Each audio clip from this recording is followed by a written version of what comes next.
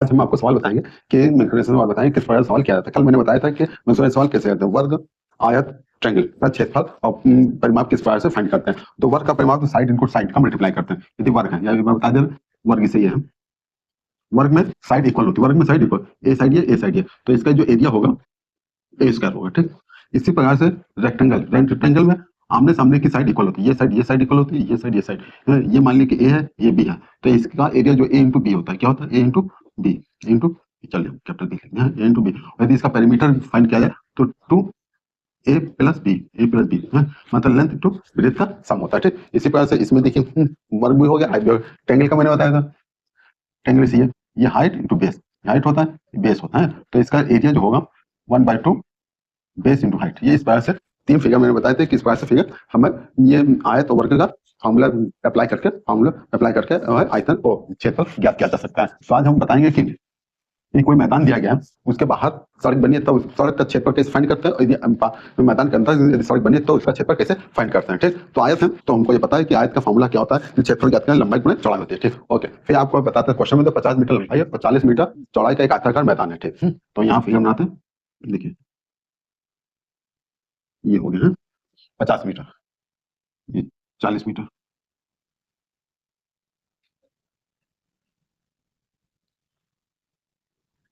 ठीक, ये होगी, ये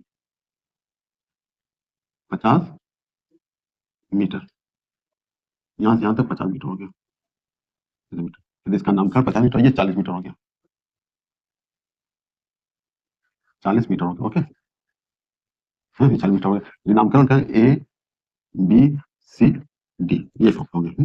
अब ये कह रहा है कि 5 मीटर चौड़ी मैदान है, जिसके अंदर की तरफ, मतलब इसके अंदर 5 मीटर चौड़ी सड़क है, तो सड़क का क्षेत्रफल ज्ञात करना, माने 5 मीटर चौड़ी, 5 मीटर सड़क है। हम्म,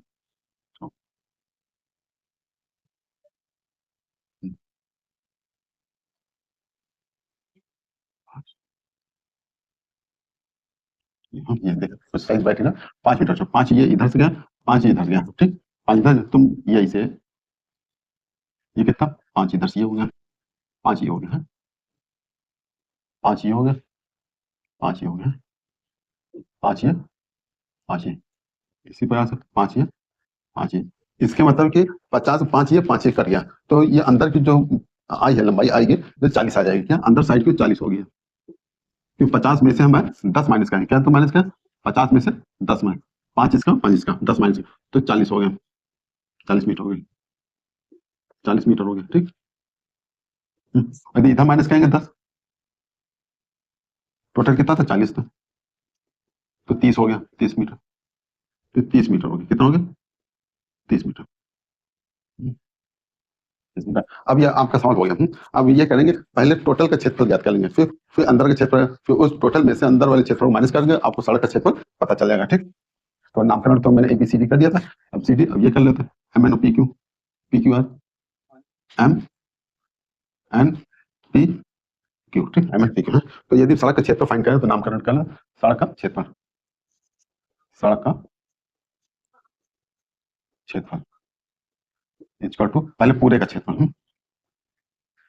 ABCD का क्षेत्रफल माइनस MNPQ का, MNPQ का क्षेत्रफल।